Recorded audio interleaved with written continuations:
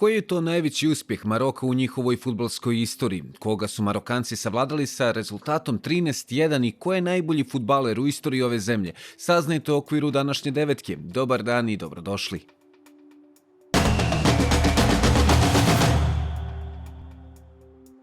Maroko je na ovogodišnjem svjetskom fudbalskom prvenstvu u Kataru napravio senzaciju. Postali su prva afrička reprezentacija koja je došla do polufinala same završnice mundijala, ali kroz njihovu istoriju nisu imali baš puno uspjeha. Najveći rezultat Marokanci su ostvarili 1976. godine na Kupu afričkih nacija, odnosno na Afričkom fudbalskom prvenstvu, kada su osvojili zlatnu medalju, tada u konkurenciji samo 8 reprezentacija.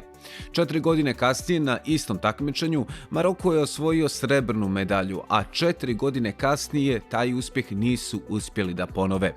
Iz godine u godinu selekcija Maroka nije bilježila nikakve zapaženije rezultate, a od 1998. do 2018. godine nisu ni uspjeli da se kvalifikuju na svjetski šampionat. Na zadnjem kupu afričkih nacija, koji je održan januara mjeseca 2021. godine, Maroko je zaustavljen u četvrtfinalu. Bolji od Marokanaca bili su Egipćani, koji su poslije regularnih 90 minuta uspjeli da dođu do pobjede od 2:1 i izbore plasman u polufinale.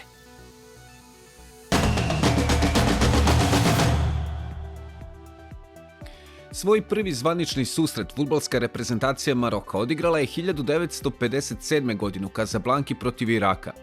Meč je bio vrlo interesantan sa neutralne tačke gledišta s obzirom da je završen bez pobjednika 3:3, a 4 godine kasnije Maroko je ispisao svoju fudbalsku istoriju.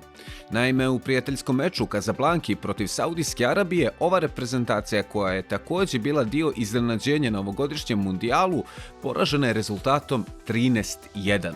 Maroko nije uspio da ponovi ni približno ubjedljivu pobjedu u godinama koje su dolazile, a kada govorimo o najvećem porazu, doživjeli su ih od Mađarske 6:0.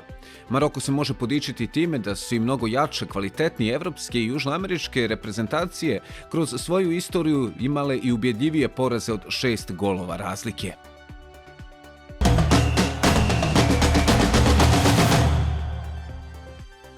Najbolji strijelac u istoriji fudbalske reprezentacije Maroka je Ahmed Faras. Ahmed Faras je 13 godina nosio dres ove reprezentacije. Za tih 13 godina ubilježio je 94 nastupa i postigao je 31 pogodak. Za to vrijeme Faras je bio glavni igrač Maroka 1976. godine, kada je i osvojen svjetski šampionat. 4 godine kasnije također je bio u sastavu da bi se 1982. oprostio od nacionalnog dresa. Ono što je interesantno da je Faras imao ponude od nekolicine francuskih klubova, naročito drugoligaša, ali da je toliko bio vezan za svoju domovinu i toliko je bio vezan za reprezentaciju da nikada nije želio da napusti domaći šampionat.